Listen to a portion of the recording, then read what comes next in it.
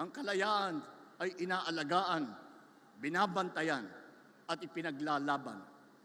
Sa sandaling mapabayaan natin ito, maaring itong mawala at maagaw muli sa atin.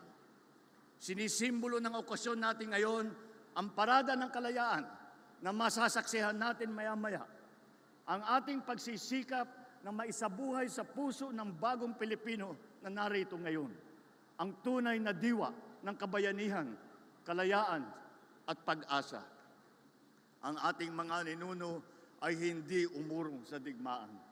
Kaya tayo ay hindi rin tatalikod sa tungkuling ipagtanggol ang ating nasasakupan.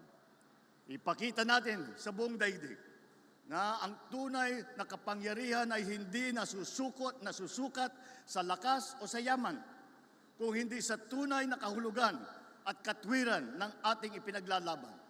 Sa alab ng pag-ibig sa bayan at sa di matatawarang pagkakaisa ng ating mga mamamayan.